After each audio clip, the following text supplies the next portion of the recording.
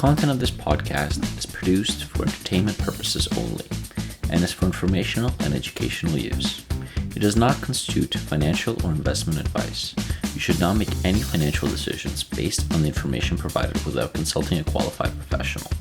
All opinions expressed are solely those of the host and guest and do not reflect the views of any company or organization. The hosts and or guests may currently own, have previously owned, or intend to own securities discussed in the content. The content produced here belongs to Daniel Andreev of 18 Degree Journal and cannot be reproduced or used without prior permission. We do not wish for this content to be used for AI training and do not give such permissions. Spotlight, Peter Smith at Palm Harbour Capital. So, yeah, a little known fund with outstanding discipline and passion. So, hey everyone, continuing the rollout of our fund manager articles or the analysis of them. Maybe you're tired of them, but maybe not, so we'll see.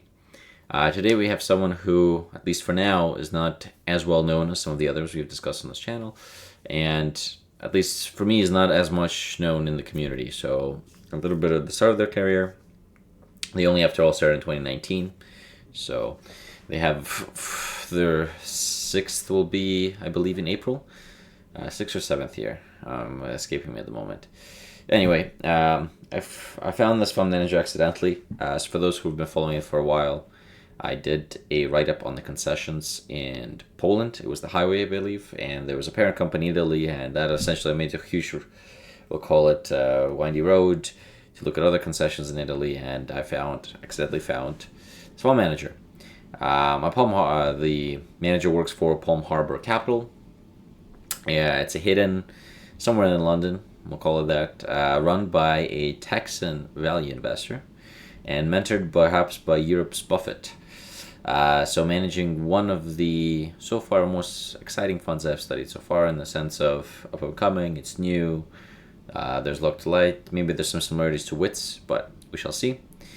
Please welcome Peter Smith of Palm Harbour Capital. Before I dive into the history, as a side note, I just realized during the section, I'm just amazed at how different yet very similar all these characters that we're studying are.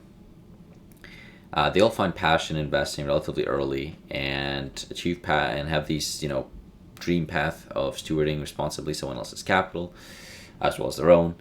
And they all take inspiration from the same greats.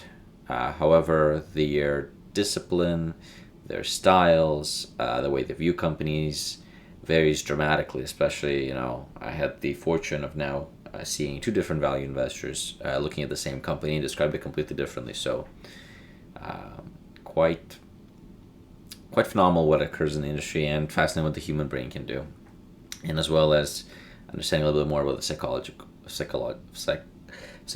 of the markets. So about Peter. So Peter showed interest in investing quite early. He had the pleasure of, as he calls it, having two very influential classes in high school. This high school is, for those interested, just a side note, at Bishop Lynch High School, that's in Dallas, Texas, that helped him discover his true passion in life, economics and European history. One allowed, as he said, his eyes to open to the effects of compound interest, while the other encouraged him to venture out in the world and remain curious about the things around him. So these passions propelled Peter to find creative ways to walk down his path of one day either launching his fund, or I believe, at least my interpretation of it, of going into finance at the time. And what motivated, where else can you learn about European history other than Europe? So he had a motivation of what to do, and perhaps in the most entrepreneurial way.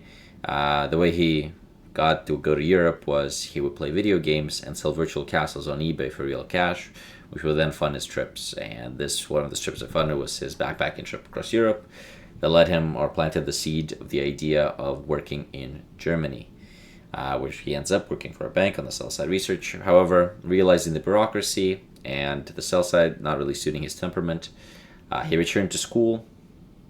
He went to the London Business School, where he actually studied under the protege of Greenblatt, or to me more proper to say perhaps colleague of Eddie Ramsden. Those who are familiar will know who I'm talking about.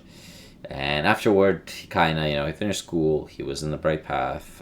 He decided it was time to start a fund, so he started cold cold emailing a bunch of these family offices and fund managers with not much luck. However, fortunately, his friend came to his rescue and introduced him to Francois Garcia Palmas.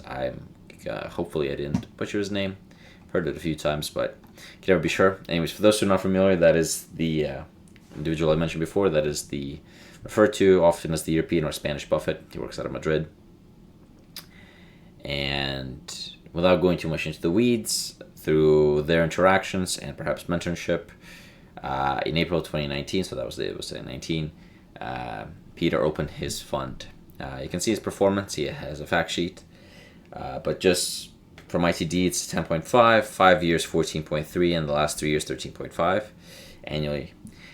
This is in USD. NAV has gone, if you had since inception, from 10 to almost 20, so almost a double since then. So quite an interesting, fascinating record. So double-digit returns for value funds everywhere was not always achievable. I know that the last, we'll call it decade, was dominated by tech stocks, so it's something to keep in mind. So his fund philosophy. So I'm going to start to look at pair because, like the other fund managers we have studied, the principle of Palm Harbour stems from the exact same ideas birthed by Benjamin Graham, Warren Buffett, Seth Klarman. I think what makes Peter stand out, though, from the rest is that I got the impression that he sells a lot more in the sense that it's a lot easier for him to let go of ideas once his thesis changed so management's not executing the same way. For me, it gave me the impression that, don't get me wrong, he has quality businesses that he's held almost since inception, that he's written about continuously with updates, but he could introduce an quarter-of company, give us those thesis, by the way, done very excellently, and then 2-3 quarters later explain that, yeah, they made this decision, or they're doing this, and I'm not happy, my thesis is gone, and he just gets rid of it right away. And perhaps maybe because other fund managers don't write about it, but that was the impression I got finishing analyzing his letters. The other thing to know, that, his beliefs, other than beliefs, without repeating myself with Benjamin for sure those ideas, but he's a global generalist, so he buys companies everywhere. Like if you look at his prospectus, I think right now, not prospectus, his fact sheet, he has companies in Norway, Netherlands, UK, France, Spain, Brazil, Argentina, Germany, Australia, Greece, Italy, South Africa, Indonesia, Singapore, Philippines, Korea, Japan. So you can see quite the global outreach. He's also held, he gone a few times on different podcasts and even, pointed out that, hey, we even owned a SaaS company at one point. And this was, I believe, before they merged in 2023. The name is escaping me at the moment. Anyways, from taking this from the website, he has these 8 beliefs. We will operate with integrity and prudence. We will treat your investments as if our own. We will remain a significant investor alongside our fund. We'll focus on our time and portfolio, not marketing. We will attempt to keep fees and other transactions keep slow. About fees, I think until recently they said, I don't know if it changed. Again, my apologies, but he kept everything under 1% management fees and that's it. No performance fees because he felt that was way asymmetric. We'll communicate with our partners as transparently as possible. We will close the fund to new investors if closing will benefit our existing partners, and we will manage the portfolio following our long-term value-oriented research-driven investment philosophies.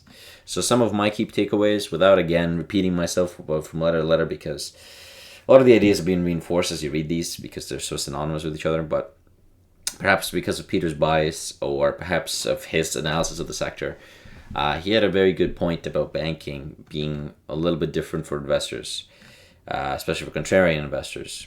For example, a contrarian investor, a value investor in the principal mind, when a stock goes down, gets really excited, wants to buy more, and that's the logical thing to do. But for banks, even though sometimes it's the most logical thing to do, they're a bit of a different beast because a drop in stock price could become a catalyst for a run on the bank or create a sphere out of nowhere, and that stock performance could actually deteriorate the actual business, unlike, well, most other businesses will not have the same effect if the stock price drops. The business could go on as usual, but for banks, because of the psychological people and the users and the client base, they are a little bit different. And, credit where credit's due, I don't think I've ever thought of it that way.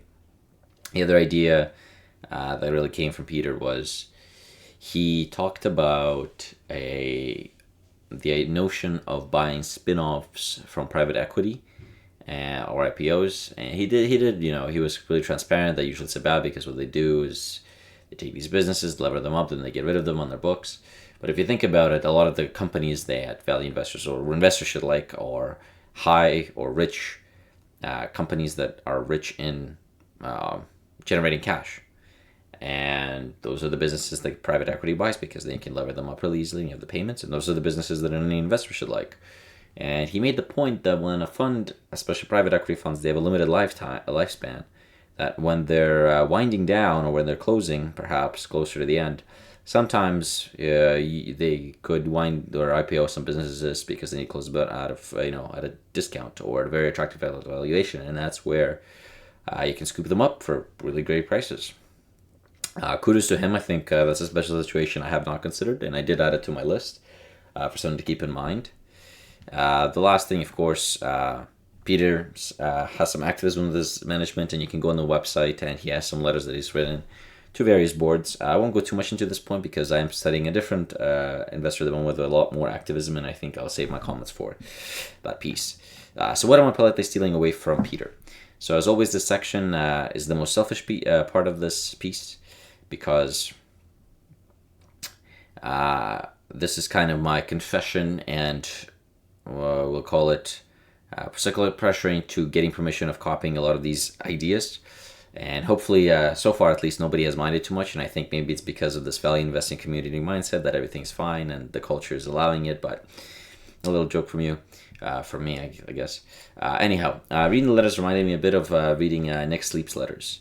There was the same humor, candor, sarcasm as you reading it, and the monologue didn't feel like you were being lectured to, but felt like you were being explained to or talked to, which might create a bias, but at least for me, it made me a lot more open to hearing the ideas.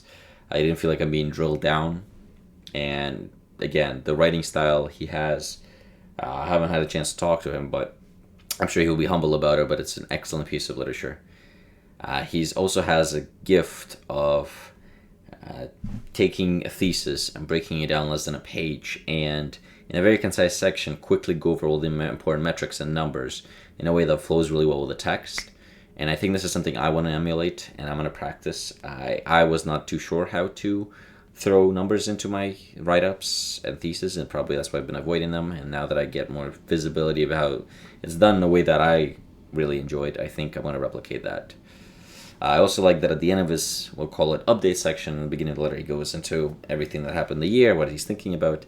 He has, I don't know whether this is regulatory or not, but he has this field where he says what's the upside to NAV, what's the average, I believe it's earnings and earnings ratio, and a cash yield.